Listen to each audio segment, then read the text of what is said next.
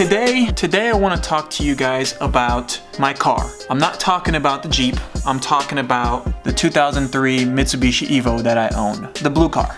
I call it the blue turd. And I wanted to talk to you guys about why it's my forever car. But for you guys to understand why it's my forever car, we have to go back a little ways. So, 2003 comes around. 20-year-old Waz goes to the movie theater and watches a movie called Too Fast, Too Furious. I know, people. Listen, I was 20 years old. I love the movies. I'll be honest, I still like the movies too. Except maybe the last one? In that movie, the main car was a Mitsubishi Evo. It was the Evo 7, but it was still an Evo.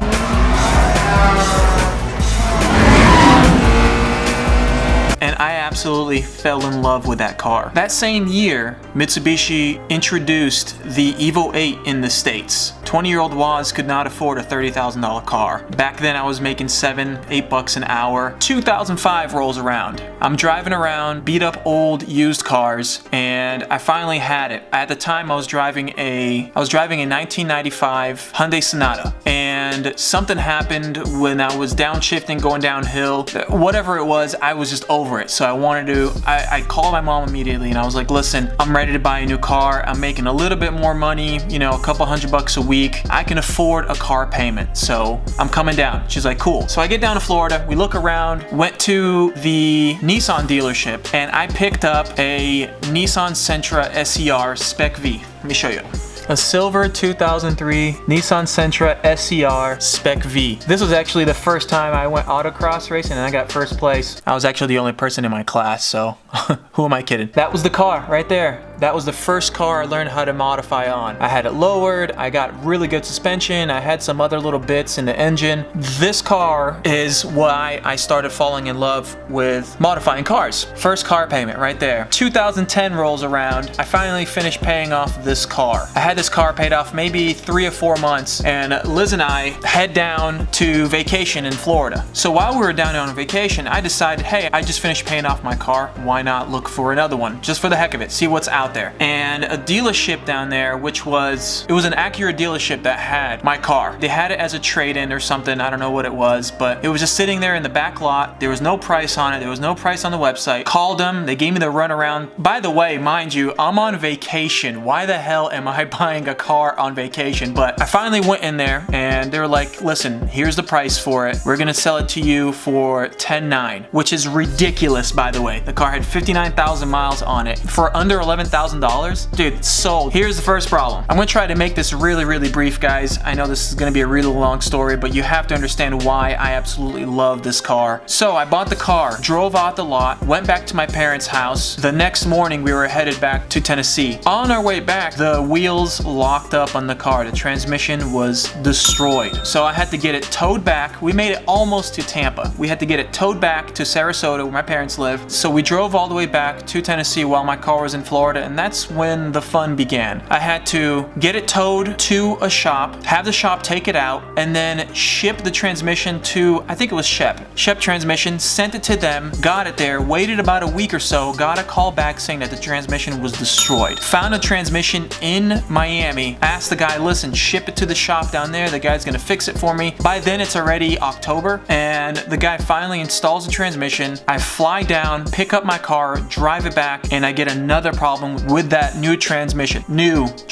February rolls around, 2011. I finally take the transmission out of the car. Winter came. If you guys are from the South at all, we had some pretty big storms in 2010, but we got hammered with snow. I didn't have a garage. I took the transmission out of the car by myself. Come to find out that it was an input shaft bearing, which, by the way, I have a video up on here. It's one of my most successful videos, oddly enough. I'll link it up here somewhere so you guys check it out. So I ended up fixing the input shaft bearing, put the car back together, and I kid you not, I've been driving the car since. End of 2011 comes around, I get married. You know, I went through so much at that point with it. It was only fitting for us to drive away from the wedding in that car. 2015 rolls around.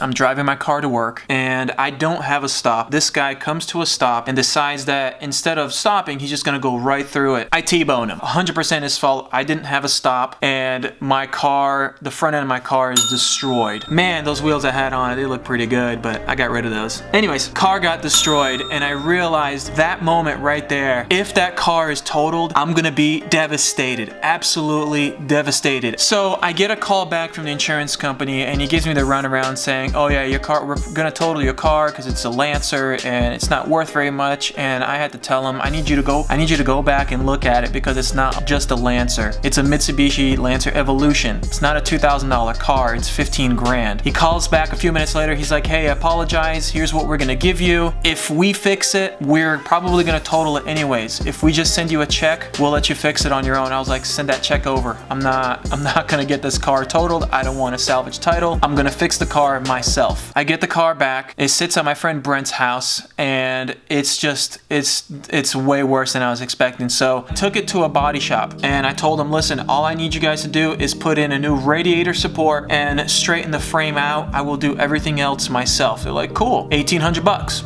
Cool. Dropped it off. A week later, got the car back, got it towed back to Brent's house again, and I started putting the car back together. Since I had a bunch of money, I decided to go all carbon fiber. So the hood is carbon fiber, the front fenders are carbon fiber. I bought a brand new bumper that actually was an Evo 8 bumper. I used to have an Evo 9 bumper in the front of the car. So I went all out, man. I got a really nice Mishimoto radiator, ETS intercooler with pipes, got the car up and running. So I actually went about 9 months without actually driving the car, which was kind of a bummer. So I got the car back and I missed it, man. It was almost a year and I wasn't able to drive the car. From that moment on, I realized that I will never, ever, ever sell this car, ever. It's not gonna happen.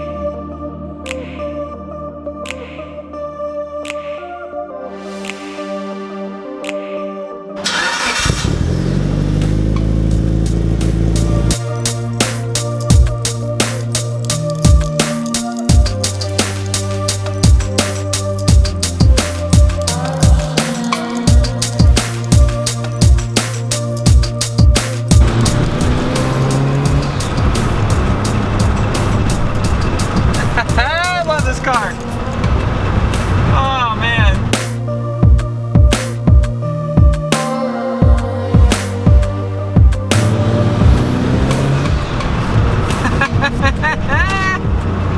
Oh, that's too much fun.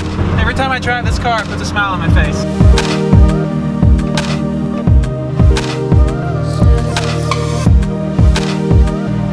Whether you're a car person or not, if you don't turn around after you parked your car to look at it, you bought the wrong car. Guys, I'm gonna end it right there. Thank you so much for watching. Thank you guys. Please subscribe if you're new. If you are new here, welcome. I try to put out a couple videos a week. But again, I appreciate you guys so much. Thank you so much for watching, and I will see you guys next time. Peace. Yeah, finally got the idle fixed. Sweet.